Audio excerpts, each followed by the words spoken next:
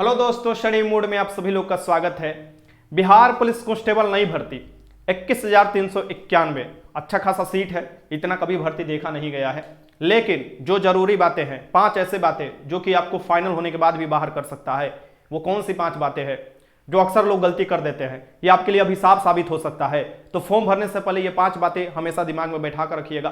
कुछ और भी 5 के साथ 5 फ्री एक बातें मैं आपको बताने वाला हूं कि अक्सर ये गलती होता है तो लोग परेशान हो जाते हैं और फाइनल उनको कुछ हाथ में नहीं लगता है। यानी रिटन पास होइएगा, फिजिकल पास होइएगा और डॉक्यूमेंट वेरिफिकेशन के समय आपको बाहर कर दिया जाएगा। ठीक, तो फिर आप बेचैन हो जाइएगा कि आखिर इतना मेहनत करने का क्या परिणाम हुआ, तो उससे कैसे बचा जा सकता है। तो फॉर्म जो 20 तारीख से भराना स्टार्ट होगा, यानी 20 जून से 20 जुलाई तक, उसके उसी बीच में आप फॉर्म भरिएगा। लेकिन सतर्क रहिएगा और सावधानी बरतिएगा ये फॉर्म भरने से पहले, क्योंकि इसमें आप बहुत से लोग त्रुटियां कर देते हैं और बाद में अफसोस के सिवा उनके हाथ में कुछ नहीं लगता है। बहुत से लोगों का तो लास्ट उम्र भी होगा और कोई इसमें शुरुआत भी कर रहा होगा। ये सभी बातें मैं इस वीडियो में बात करूंगा। कुछ लंबा हो सकता है लेकिन ऑथेंटिक होगा और आपके लिए एकदम उपयोगी होगा। चलिए शुरुआत करते हैं। आप लोग जानते हैं कि नोटिफिकेशन संख्या ये 01/2023 के अंतर्गत 2023 का ये पहला भर्ती है और बड़ा भर्ती है। ठीक, इससे पहले CSBC देखिएगा इतना भर्ती नहीं निकला था बड़ा में। तो यहाँ पर आप देख सकते हैं कि इसका फॉर्म अप्लाई करने का जो अंतिम तिथि है वो भी बता दिया गया है 20/7/2023। ठीक, तो 1 महीने का समय मिलेगा, यानी 20 तारीख से स्टार्ट होगा, 20 जून से स्टार्ट होगा और आपको 20 जुलाई तक ये फॉर्म आपको अप्लाई कर देना है। ठीक, अब यहाँ पर देख सकते हैं टोटल सीटों की संख्या 21,391 है और इसमें आप देखिएगा कि 5 गुना रिजल्ट दिया जाता है। लेवल 3 का ये जॉब है। ठीक, कांस्टेबल का जॉब है, बिहार में परमानेंट जॉब है। चलिए जो महत्वपूर्ण बातें हैं उस पर हम ध्यान देते हुए आपको जो आपका ध्यान केंद्रित कराते हैं कि क्या किस बातों पर आपको ध्यान देना चाहिए और क्या गलती नहीं करना चाहिए। सबसे पहले यहाँ पर आप देख सकते हैं कि जो शैक्षणिक योग्यता बता रहा है, यानी कि सबसे पहले शैक्षणिक योग्यता जो होना चाहिए ये आपको 10+2 होना चाहिए, यानी 10+2 होना चाहिए, यानी इंटरमीडिएट किए होंगे। तो ये देखिएगा 1/8/2022 से पहले किए होंगे, यानी 2023 में किए होंगे, बाहर कर दिया जाएगा। नवंबर 2022 में किए होंगे, बाहर कर दिया जाएगा। यानी 1 अगस्त 2022 से पहले आप देखिएगा आपके पास इंटरमीडिएट की योग्यता होनी चाहिए। इससे बाद में आएगा आपको बाहर कर दिया जाएगा, भले ही आपका 18 साल क्यों नहीं हो गया हो। साथ में यह भी देखना होगा कि इसी डेट के अकॉर्डिंग कट ऑफ डेट भी है, यानी कि इसी डेट के अकॉर्डिंग आपका उम्र जो है, अगर अनरिजर्व की हम बात करें तो 18 से लेकर 25 साल है कि नहीं है। मिनिमम 18 साल हर कैटेगरी में देखिएगा और अनरिजर्व में देखिएगा, यानी जनरल आप बोल सकते हैं, EWS बोल सकते हैं, उनको 18 से 25 साल है। EBC BC कैटेगरी के मेल के जो है वो 18 से लेकर 27 साल थे। EBC और BC आप देखिएगा, जिसे हम लोग BC फर्स्ट BC सेकंड कहा जाता है, उसके फीमेल के जो है 18 से लेकर 28 साल दिया हुआ है। SC ST मेल फीमेल सबके लिए है 18 से लेकर 30 साल दिया हुआ है। इस एज में कब देखना है, तो इसी एज में मिनिमम भी इसी आपको कट ऑफ डेट के अकॉर्डिंग देखना है और मैक्सिमम भी इसी कट ऑफ डेट के अकॉर्डिंग देखना है। यह नहीं कि अभी भर्ती निकाला तो अभी के अकॉर्डिंग देखना है। यह साफ साफ इसमें दिया हुआ है आगे भी कि जो आपको कट ऑफ देखना है इसी के अकॉर्डिंग देखना है। ठीक, उम्र भी यहां पर सब दिया हुआ है जो मैंने आपको बता दिया। अब चलिए जो महत्वपूर्ण बातें हैं जो कि अक्सर लोग गलत कर देते हैं फॉर्म भरने से पहले, वो बात की ओर मैं आपका ध्यान केंद्रित कराना चाहता हूं, जो कि जरूरी भी है, क्योंकि आप अगर गलती कर देते हैं तो उसके बाद उसको कोई सही नहीं कर सकता। सबसे पहली बात यहां पर एक बात समझने की कोशिश करिए। लोगों के मन में यह बहुत व्याकुलता है, बहुत लोग ये चीज लोगों के गुमराह कर देते हैं। देखिए टोटल जो सीटों की संख्या है आप लोग भी जान रहे हैं, टोटल सीटों की संख्या जो है 21,391 है। टोटल सीट देख लीजिए 21,391। यहां पर क्या समझने की मैं आपको समझाने की कोशिश कर रहा हूं उसे समझिए। ठीक, अगर आप ये देखिए, ये जो है ये सबके लिए खुला रहता है, यानी कि अदर स्टेट वाले जो फाइट करेंगे और सब लोग फाइट करेंगे, जो आरक्षण नहीं लेते हैं और जो आरक्षण लेते भी हैं सब लोग ये फाइट करेंगे इसमें, अगर उनका इसके अकॉर्डिंग अनुरूप आपको नंबर आता है तो। यानी मान लीजिए अत्यंत पिछड़ा वर्ग के कोई अभ्यर्थी है तो ये सीट तो उनके लिए है, ये तो रिजर्व हो गया है, यानी कि आरक्षित हो गया है, इस पर तो फाइट करेंगे ही। और बाद ही में देखिएगा अगर नंबर अच्छा आ जाता है तो इस कैटेगरी में यानी इसका सीट ले लेते हैं। ये बात ध्यान में रखिएगा। तो आपको अगर इस बात के लिए कोई गुमराह करता है कि अरे नहीं भैया इसमें तो कम सीट है, इसी में फॉर्म डाल दो, वो किसी के लिए हो सकता है, EWS BC EBC SC ST सबके लिए हो सकता है। नहीं भैया, क्योंकि ये सबके लिए खुला हुआ है, अदर स्टेट वाले भी इसी में फाइट करते हैं, इस बात को ध्यान में रखिएगा। जैसे यहां पर मैं मान सकता हूं कि यहां पर देखिए 228 मात्र सीट है, जो 1% के करीब सीट होता है अनुसूचित जनजाति के लिए। 1 से 1.5% सीट इनका रिजर्व होता है, तो ये तो इनका सीट रिजर्व हो गया। और बाकी ये देखिएगा इसमें भी फाइट कर सकते हैं अगर नंबर लाते हैं उसके अकॉर्डिंग। तो मान लीजिए इसका कटअप चला गया, इसका कटअप मान लीजिए ST कैटेगरी के अंतर्गत 55 कटअप चल गया, मेल का चला गया 55, इसका मेल का गया है आपका 65 गया है। अब ये बबुआ क्या किए, इसी कैटेगरी का कोई मान लो A व्यक्ति है और ये A व्यक्ति जो है ये नंबर ला दिया यहां पर, क्या ये नंबर ला दिया 60, ये नंबर ला दिया 60, तो इसको किस में डाला जाएगा, तो इसको उसको अपने वाला कैटेगरी का सीट ले लेगा, ये अपने वाला कैटेगरी का सीट लेगा। अगर ये मान लो A व्यक्ति है, ये नंबर ला दिया 67, तो ये किसका सीट लेकर चला जाएगा, ये इसमें फाइट करेगा, यानी कि ये वाला सीट फाइट कर देगा। यानी उसका तो अपना बेस ही भी किया है, अनरिजर्व यानी अनारक्षित में भी वो फाइट कर सकता है, वो सबके लिए खुला होता है, किसी भी कैटेगरी के अंतर्गत आप बिहार के हैं आरक्षण ले रहे हैं तो एक तो पहले नंबर की आप आरक्षण देते हैं तो उसी कैटेगरी के अंतर्गत डालिएगा। दो बात और भी ध्यान देने की जरूरत है, जैसे बीसी और ईबीसी को देखो, बीसी कैटेगरी, बीसी फर्स्ट जिसे बोला जाता है, जिसे हम लोग क्या बोलते हैं, ईबीसी बोलते हैं, ईबीसी, और बीसी सेकंड जिसे हम लोग आम भाषा में बीसी सेकंड जो होता है, इसे पिछड़ा और इसे अति पिछड़ा बोला जाता है। यहां पर समझने की कोशिश करो ध्यान से, जो चीज मैं बता रहा हूं, ठीक, यहां पर इनका तो आपको जो जाति सर्टिफिकेट है वो तो लगेगा ही, यानी कि जो जाति आप बनवाओगे वो तो लगेगा ही। यहां पर नॉन क्रीमी लेयर भी लगता है, यानी कि अगर आप नॉन क्रीमी लेयर यानी कि गरीब हैं, आप अमीर घर से नहीं आते हैं, यानी अमीर घर से आएंगे तो आपको आरक्षण की सुविधा नहीं मिलती है, जिसे हम लोग क्रीमी लेयर कहते हैं, तो आपको आरक्षण की सुविधा लेना है तो आपको नॉन क्रीमी लेयर भी बनवाना होगा। नॉन क्रीमी लेयर भी एनसीएल जिसे बोला जाता है, ये भी आपके पास होना चाहिए, ये दोनों के लिए, क्योंकि उस समय देखिएगा डॉक्यूमेंट वेरिफिकेशन में ये चेक किया जाता है, इसे ध्यान से रखना चाहिए, ये चीज आपके पास होना चाहिए। ईडब्ल्यूएस के पास ईडब्ल्यूएस होना चाहिए, एससी एसटी के पास एससी एसटी वाला होना चाहिए, अगर फ्रीडम फाइटर से तो फ्रीडम फाइटर वाला सर्टिफिकेट होना चाहिए, अगर होमगार्ड से है तो आपको बताना होगा होमगार्ड वाला सर्टिफिकेट दिखाकर। सो फाइनल ये चीज आपको रखना होगा, अदर स्टेट वाले आपको अनरिजर्व में फाइट करेंगे। सबसे पहला बात जो आपके दिमाग में से ये खत्म हो गया कि ये वाला जो दिमाग में आपके बैठा रहता है कि क्या क्या लगता है, तो ये आपको आरक्षण वाले जितने भी व्यक्ति हैं ये लगाएंगे।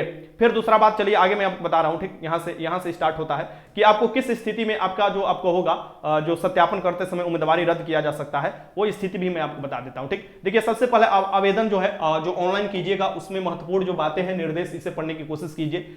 इसमें देखिएगा कि अगर आप रजिस्ट्रेशन करते हैं और गलती हो जाता है तो उसे रद्द कर सकते हैं, ठीक ना, लेकिन उसके लिए फिर से आपको अलग से मोबाइल नंबर, अलग से ईमेल आईडी का उपयोग करना होगा, ये बात ध्यान में रखिएगा। एक ईमेल आईडी, एक मोबाइल नंबर, आपको मोबाइल नंबर ईमेल आईडी आपके पास होना चाहिए, भी ध्यान में रखिएगा, क्योंकि उसी से कन्वर्सेशन किया जाता है, उसी से आपको आपके पास पहुंच बना पाएगा सीएसबीसी। अगर मान लीजिए कि आपका डॉक्यूमेंट्स में कोई दिक्कत होता है तो फोन कर उसी से बताएगा कि इस डॉक्यूमेंट्स में दिक्कत है, आपको इस दिन आना होगा फिजिकल के बाद। तो ये बात एकदम कान खोलकर सुन लीजिए कि मोबाइल नंबर आपके पास वैध होना चाहिए, अभी के पास होना चाहिए, और हो सके तो आपके नाम पर रजिस्टर होना चाहिए, और आपका मेल आईडी, इसे सुरक्षित रखिएगा। फॉर्म भरते समय अगर लगा कुछ कि हमारे फॉर्म में गलती हो गया तो उस पूरे फॉर्म को रद्द कीजिए, पैसा भले कट गया हो, बर्बाद हो जाएगा आपका पैसा, सुधार करने का मौका इसमें नहीं दिया जाता है, लेकिन आपका यह होगा कि फॉर्म में गलती नहीं होगा, क्योंकि फाइनल में आपको उसी के चलते बाहर कर दिया जाता है। तो फिर से आपको फॉर्म भरना होगा, उसके लिए नया मोबाइल नंबर, नया ईमेल आईडी का उपयोग करिएगा। चलिए आगे मैं आपको बताता हूं, और वो मोबाइल नंबर जो भी आप भरेंगे, ईमेल आईडी अपने पास सुरक्षित रखिएगा। अब ये देख सकते हैं कि ये साफ साफ इसमें वही बात दिया हुआ है। अब ये देख सकते हैं कि जो पैसा आप कटवा दिए होंगे, फिर से रद्द करेंगे, फिर से अगर भरते हैं तो वो पैसा आपका नहीं मिलने वाला है। अगर आपका पैसा कट गया और मान लीजिए आपका रजिस्ट्रेशन नहीं हुआ, पैसा भी कट गया और पूरी तरीके से फॉर्म भी नहीं भरा, तो 7 दिन के अंतर्गत पैसा वापस करने के लिए वो बोलता है। और एक के लिए एक ही मात्र पैसा भी कटवाइएगा, इस बात को ध्यान में रखिएगा। एक कैंडिडेट एक ही फॉर्म भरिएगा, इसे भी ध्यान में रखिएगा, नहीं तो फॉर्म आपका रद्द कर दिया जाता है, ठीक। कोई भी धोखाधड़ी करते हैं, गलत पहचान बनाकर अगर आप फॉर्म भरते हैं तो इसके लिए कानूनी कार्रवाई भी दिया हुआ है, इसी में आप पढ़िएगा तो कानूनी कार्रवाई भी किया जा सकता है, ठीक। प्रमाण पत्रों की मिलान के समय यदि इनमें से कोई भिन्नता पाई जाती है तो अभ्यर्थी की उम्मीदवारी रद्द कर दी जाएगी। आवेदन पत्र में देखो अभ्यर्थी की उम्मीदवारी, यहां पर देखो क्या कैसे क्या होगा।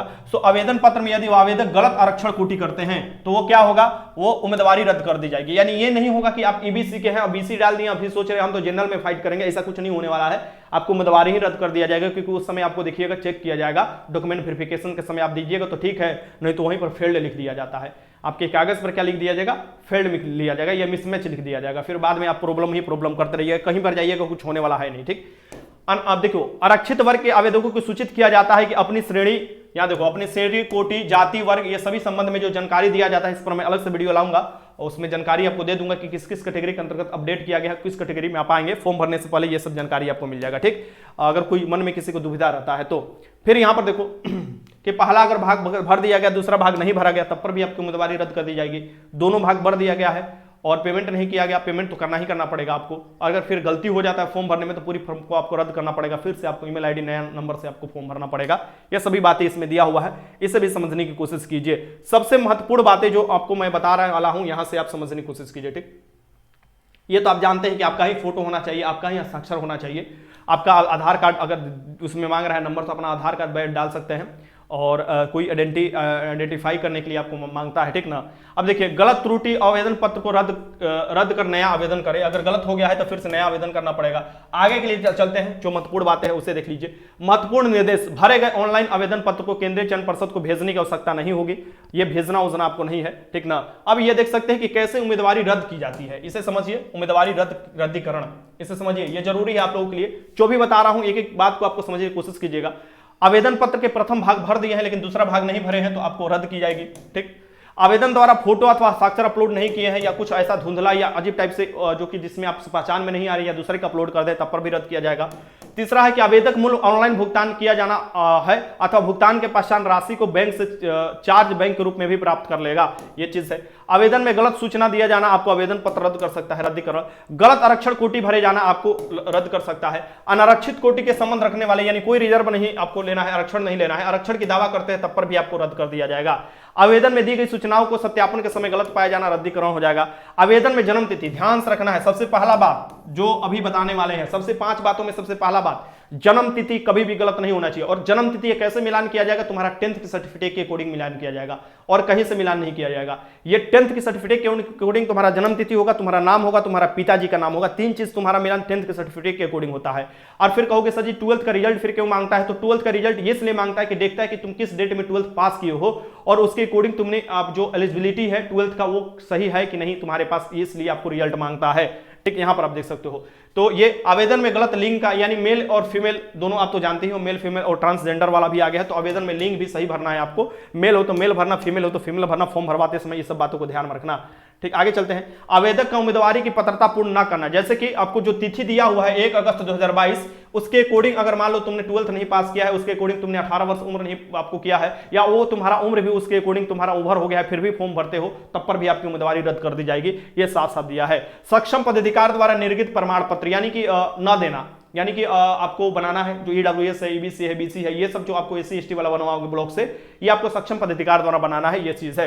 प्रमाण पत्र का सही स्वरूप प्रस्तुत करना या समर्पित न करना, जैसे कि आरक्षित कोटि के विवाहित महिला, ये जो चीज है उसे समझने की कोशिश करो। यहां पर जो दूसरा बात है, ये जो पहला बात मैंने जन्म तिथि का बताया, दूसरा बात अति महत्वपूर्ण जो यहां से समझने की जरूरत है, अगर मान लो कोई बिहार की महिला है, उसकी शादी झारखंड में हो गया है, तो क्या करेगी, किस स्थिति में प्रमाण पत्र बनवाएगी? वो बिहार की महिला अपने जो गांव से बिलोंग करती है उसी गांव से आपको प्रमाण पत्र बनवाएगी, और क्या बनवाएगी, तो अपना जाति, जिस जाति से बिलोंग करती है, और निवास, जहां से वो अपने गांव से बिलोंग करती है, निवास बनवा लेगी। अब कहोगे सर जी ये कैसे होता है, तो कोई भी आरक्षण जो मिलता है वो पति के नाम से नहीं मिलता है, पिता के नाम से मिलता है।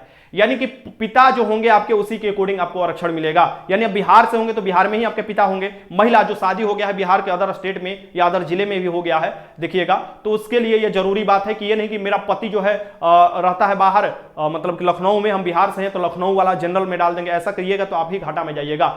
दूसरा बात ये भी समझो कि तुम्हारा शादी हो गया है यूपी में, तुम हो यूपी के, तुम्हारा शादी हो गया है बिहार में, मान लो कोई लखना लखनी एगो है, ये मान लो इसकी ये कोई लड़की है, ठीक, ये लड़की है, ये लड़का है, ये जो लड़का है ये है मान लो यूपी से है और ये बिहार से है, इसका दोनों का शादी हो गया, मान लो, तो ये जो है, ये लड़की जो है ये आरक्षण की दावा नहीं कर सकती है क्योंकि ये यूपी की है, और ये किस में फाइट करेगी, तो अनरिजर्व में फाइट करेगी, अनरिजर्व में यानी यूआर में फाइट करेगी, ये बात ध्यान में रखना। और ये नहीं कि मेरे सैया जी बिहार के हैं ना तो इसलिए हम अपने सैया जी पर नाम पर बनवा लेंगे, ये नहीं होगा, बाद में आपको रद्द कर दिया जाएगा, ठीक। तो अदर स्टेट को हो तो अदर स्टेट में, क्योंकि तुम्हारा जो प्रमाण पत्र बनेगा, तुम्हारा जो भी आपको डॉक्यूमेंट्स होगा वो तुम्हारे पिता के नाम पर होगा।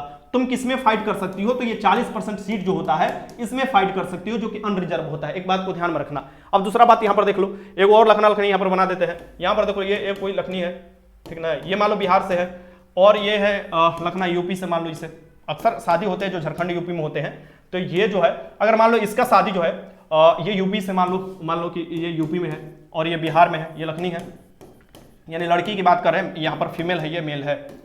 अगर इसका शादी अगर इससे हो गया है, यानी कि यूपी में लड़के से हो गया है, तो क्या ये आरक्षण की दावा नहीं करेगी? करेगी, क्योंकि इसका जन्म ही बिहार में हुआ है और पिता के नाम से आपको जो भी मिलेगा आरक्षण मिलेगा। यानी कि इसको क्या करना होगा, जहां इसका घर होगा बिहार में, वहां से आपको निवास और वहां से इसके लिए जाति प्रमाण पत्र बनवा लेना होगा, ठीक। फिर झिंगा लाला हो जाएगा इसका लाइफ, इसको आरक्षण मिल जाएगा जिस कैटेगरी के अंतर्गत होगी, बात खत्म। यानी ये नहीं कि यूपी में शादी हो गया है तो हमको आरक्षण नहीं मिलेगा, हाँ यूपी वाले को नहीं मिलेगा अगर बिहार में शादी हुआ है तो, इसे समझ जाओ और इसी के अकॉर्डिंग बार बार जो आप लोगों का सवाल आता है लड़कियों का, वो लड़की इस बात को समझ जाओ कि शादी जो हुआ है अगर बिहार को अदर स्टेट में, तो तुम इसका दावा कर सकती हो कि तुम बिहार से हो, तो तुमको बिहार का सभी जॉब में आरक्षण मिलेगा, क्योंकि पिता के नाम से आरक्षण मिलता है, न कि पति के नाम से मिलता है। चलो आगे देख लो।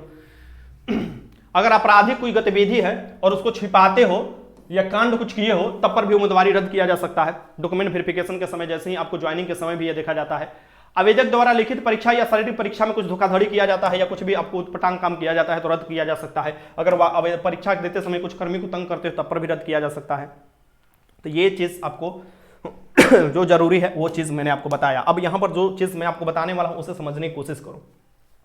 यहां पर जो मैं लिख कर जो आपको लोगों का सवाल था कि क्या क्या चीज ध्यान देना चाहिए, वो मैं लिख लिया हूं।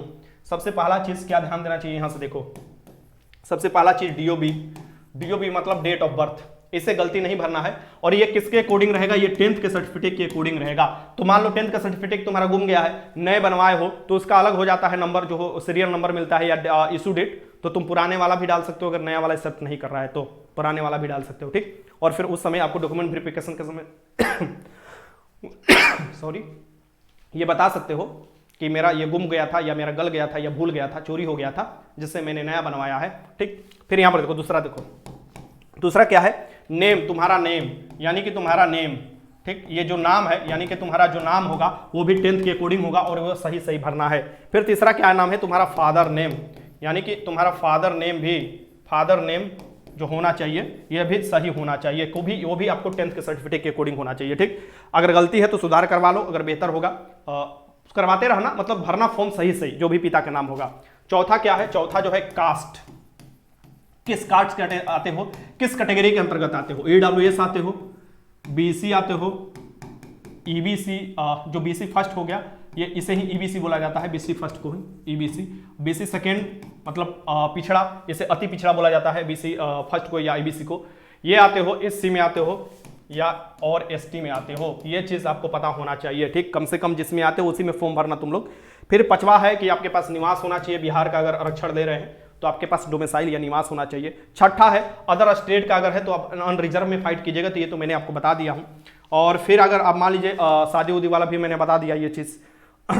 अगर कुछ डॉक्यूमेंट्स भूल गया है, नया मंगवाए हो और वो चीज फॉर्म भरते समय इशू जो डेट है नहीं एक्सेप्ट कर रहा है तो पुराना वाला ही डालना, इस बात को भी भली भांति याद रखना, ठीक। अगर वो अब ले रहा है तो बेहतर है। जो मोबाइल नंबर और ईमेल आईडी, इसे भी सुरक्षित आपको रखना होगा। और बाकी सबसे महत्वपूर्ण बात है कि डिस्ट्रिक्ट, बिहार में अगर कहीं से हो डिस्ट्रिक्ट मेंशन बहुत अच्छे से करना, क्योंकि नक्सलाइट वाला भी डिस्ट्रिक्ट दिया हुआ है, यानी कि डिस्ट्रिक्ट कहीं ना कहीं तुम्हारे कट ऑफ में निर्धारित करेगा। तो डिस्ट्रिक्ट भी आपको सही से भरना होगा, किस डिस्ट्रिक्ट से हो, मतलब कि अगर रोहतास से हो, कैमूर से हो, कहाँ से हो, बक्सर से हो, कहाँ से हो, पश्चिमी चंपारण, पूर्वी चंपारण, मुजफ्फरपुर, वैशाली, कहाँ से हो, ये चीज़ आपको जानकारी देना होगा, ठीक।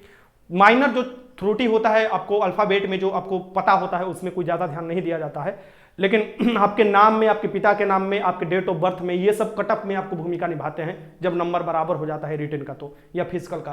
तो ये सभी बातें आप लोग ध्यान में रखिएगा। और ध्यान में रखिएगा तो फॉर्म भरते समय आप कोई गलती नहीं कीजिएगा। फॉर्म भरते समय आपको वहां मौजूद होना होगा। फॉर्म भरते समय इत्मीनान से फॉर्म भरिएगा, कोई जल्दीबाजी में फॉर्म मत भरिएगा और एक एक चीज को वेरीफाई कर लीजिएगा, तभी जाकर ओके कीजिएगा।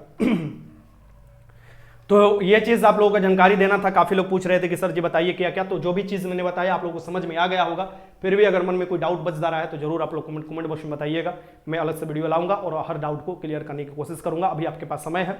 अब ये चीज़ है कि बहुत से लोग नए बैच में जुट रहे हैं जो 15 तारीख से स्टार्ट होने वाला है, तो जुटिए। और हो सकता है कि आपको जैसे कि पेमेंट कर दिए होते हैं उसको कुछ घंटा बाद आपको ऐड किया जाता है या शाम को रात को ऐड किया जाता है, तो चिंता करने की जरूरत नहीं है, आपको फाइनली ऐड कर दिया जाएगा, ठीक। इसको चिंता करने की। फिर दूसरा बात आप लोगों का ये चीज़ है कि सर डेट ऑफ बर्थ और भी कम इसका होना चाहिए था, यानी छूट मिलना चाहिए था, उस पर हम लोग बात कर रहे हैं और मुझे लगता है कि आपकी सोच एकदम सही है। छूट तो कुछ मिलना चाहिए था, इतना बड़ा भर्ती आया है तो कहीं ना कहीं डेट ऑफ बर्थ में और छूट मिलना चाहिए था, यानी कहीं ना कहीं जो लड़के 1 साल 1.5 साल का डिमांड कर रहे हैं उनका डिमांड जायज है। बाकी आप क्या कहते हैं जरूर कमेंट बॉक्स में लिखकर बताइएगा। वीडियो अच्छा लगा तो लाइक कीजिएगा, इस चैनल को सब्सक्राइब कर लीजिएगा। और कल से आपका क्लास भी स्टार्ट हो जाने वाला होगा, यानी कल से आपको देखिएगा कि साइंस का आपको बिहार पुलिस का क्लास और फिर अदर जो भी और एग्जाम होता है उसकी तैयारी आपको ऑनलाइन ही जो क्यूज के माध्यम से होता है वो तैयारी आपका स्टार्ट हो जाएगा, ठीक। तो वीडियो अच्छा लगा तो लाइक कीजिएगा। धन्यवाद देखने के लिए।